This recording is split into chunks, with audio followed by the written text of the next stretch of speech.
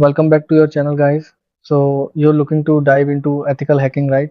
Or maybe you've already started, but you're feeling kind of stuck. Well, let's hit pause for a second. There is a pretty brutal reality about this field that you absolutely need to understand before you type another line of code. Because without a solid foundation, learning ethical hacking, it's often just an illusion of mastery. Get this, 90%. That is the staggering number of beginners who completely throw in the towel within their first 6 to 12 months. And it's not because ethical hacking is too hard or because they aren't smart enough. No, they quit because they skip one absolutely critical foundation: networking. See, when you skip networking, you might figure out how to run a few tools or memorize some commands, but you will never actually understand the attacks themselves. Okay, let's dive into this and get you a clear roadmap out of that frustration. First up, we'll look at the biggest beginner mistake. Second, what networking exactly is. Third, how the internet actually works. And finally, the core concepts you really need to master. All right, part one, the biggest beginner mistake. This is a massive learning trap, and honestly, almost everyone falls right into it. So here's how it usually plays out. A beginner gets super excited, right? They install Kali Linux, download a bunch of tools, run a command, and boom, they feel like an absolute hacker. But fast forward 2 or 3 weeks and they hit a brick wall. Why? It all comes down to surface learning. They've memorized a scanning tool like Nmap, but they couldn't tell you what a port actually is. Or they ran an SQL injection but have zero clue how the server processed that data. Now contrast that with real learning, actually understanding system behavior and data flow. Look, if you're just relying on tools without that underlying foundation, you aren't really hacking. You're basically just guessing. But why does almost everyone fall into this trap? Well, first off, we all crave instant results. We want to see the magic happen right now. Second, we are constantly being misled by social media. You know, the reels hack Wi-Fi in 2 minutes or become a hacker fast. They totally hide the unglamorous, grueling foundational work. Then there's FOMO. You get this fear of missing out while everyone else online seems to be learning these cool skills overnight. And lastly, let's just be real here. Learning basic networking can seem kind of slow and boring compared to firing up an attack tool, but skipping it, that is a fatal error. So the crucial point we need to adopt today is this. Hacking is literally just exploiting communications. It is rarely about attacking an isolated standalone machine.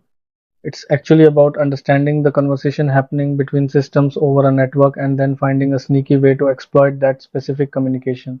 Which brings us to section 2. What is networking exactly? Let's demystify this. In the absolute simplest terms, networking is just structured communication between devices. Imagine you're opening YouTube on your browser.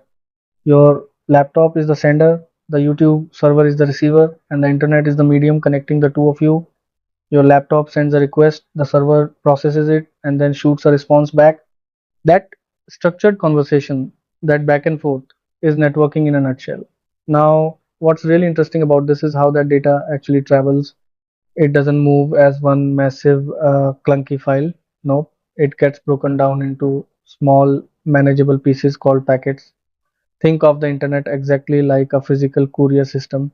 When you ship a really large package, it might get broken down into multiple smaller boxes, and every single box or packet needs a source address telling it where it came from, a destination address telling it where to go, and of course, the actual data stuffed inside. But for this giant courier system to work without turning into total chaos, it needs rules. And we call these rules protocols. Protocols are just the strict languages and rules of communication that make sure every device can understand each other. For example, HTTP or HTTPS are the specific rules for web browsing. TCP ensures your data arrives reliably without missing any pieces, and DNS acts like the internet's giant phone book. Without these protocols, your laptop and that YouTube server wouldn't be able to comprehend a single word the other was saying. Let's move on and see how this builds in the real world with section 3. how the internet actually works. We're going to look at a step-by-step flow, and this brilliantly illustrates exactly why networking is the absolute key to cybersecurity. Let's walk through this life cycle together. Step 1, you type youtube.com into your browser. Now, your computer doesn't read English, it reads IP addresses. So, it asks a DNS server to convert that name to an IP. But if a hacker intercepts this step, they can execute DNS spoofing, literally redirecting you to a fake malicious website. Step 2, your computer sets up a connection using the TCP handshake. It says hello, the server says ready, and your computer says confirmed. If an attacker floods the server with fake hello messages, the server gets overwhelmed and crashes. Bam, that's a DDoS attack. Step 3, your browser sends an HTTP request for the web page. This exact request is where hackers love to inject malicious code, leading to things like SQL injection or cross-site scripting. Moving to step 4, your data travels across the web in those packets we just talked about. If that data isn't encrypted, an attacker can just sit in the middle and read everything, which is known as packet sniffing. Step 5, the server processes your request using its backend logic. This is exactly where hackers snoop around for authentication bypasses or logic flaws to trick the server. And finally, step 6, the response is sent back to you. Here, attackers might try to tamper with the data or inject malware. See what's happening here? Every single normal step of internet communication has a corresponding cyber attack. Once you know the flow, hacking actually becomes completely logical. This concept is absolutely vital to keep in mind. Real hackers, they don't just blindly use tools.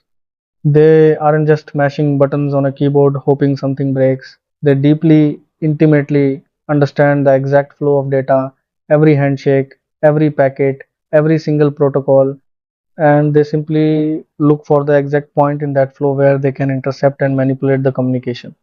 Once you grasp that flow, any tool you pick up will suddenly make perfect sense. So, how do we get you to that point? Let's transition into our final section, part 4, core networking concepts to master. Okay, I know this list might not sound super glamorous. It's not the flashing green code you see in a Hollywood hacker movie, but these are the unglamorous essential foundations you absolutely have to go study. You need to know how IP addresses route traffic. You got to understand DNS, that domain to IP mapping. You need to be totally familiar with HTTP and HTTPS requests. You need to know exactly what ports are, the fundamental differences between TCP and UDP protocols, and how packets function as they travel across the wire. These are your building blocks, guys. Without them, your cybersecurity knowledge is literally a house built on sand. To set yourself up for long term success, I highly recommend adopting this definitive 4 step process. Step 1, as we've completely hammered home today, clear your networking basics, get that down cold. Step 2, learn your Linux fundamentals because honestly, that is the operating system where you will be doing most of your heavy lifting. Step 3, grasp the core basics of cybersecurity. And finally, step 4, execute practical labs to piece it all together. I promise you, taking this structured foundational route is going to feel kind of slow at first, but learning the why behind the how, that is ultimately the fastest path to real lasting skill. So, as we wrap up today's explainer, I want to leave you with a direct challenge. I want you to really reflect on your own study habits. Look at what you've been doing over the past few weeks or months and ask yourself honestly, are you hacking or are you just guessing? Build the foundation, master the network, the rest will follow. Until next time, stay focused and keep learning.